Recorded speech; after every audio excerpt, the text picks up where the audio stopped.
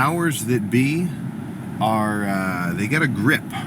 They got a good grip right now, right? Like, there's a reason TVs aren't getting more and more expensive over time, right? Because the TV is an advertising unit to get you to, kind of watch all this stuff and see all these things. And, everybody's got a phone, the entire world at your fingertips, and shit's pretty crazy, right? And the way that some things get portrayed to you is also basically kind of targeted to make you think everything's crazy and get really worried and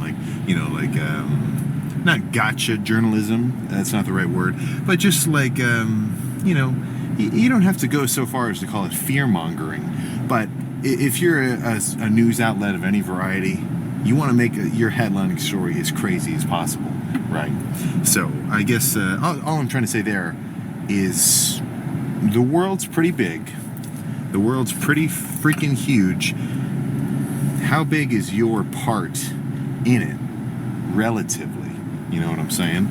So if it's decently small compared to just, everything else that's going on in the entire world that you have no control over basically whatsoever, well then maybe try to focus on your part, right? Maybe try to keep an eye on your own routine and your own kind of just like people who are kind of surrounding you.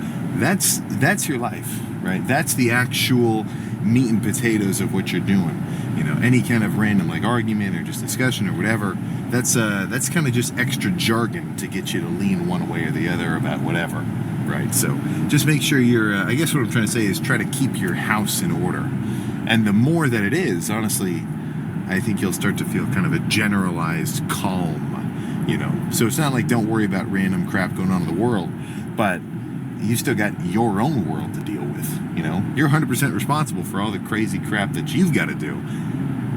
That's priority number one. And then after that, kind of branch out a little more. So just keep that in mind, right? If you got a lift, focus on your lift. If you got some cardio, if you got a dieting goal, make that a number one priority.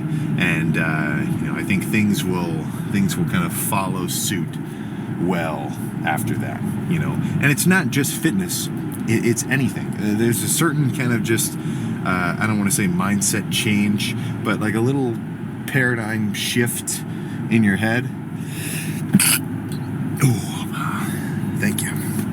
Where anybody who does anything purely for, something's own sake, very consistently, for hours upon hours over time, I think they're just a different kind of dude, Like take one guy who basically just doesn't do jack, just nothing.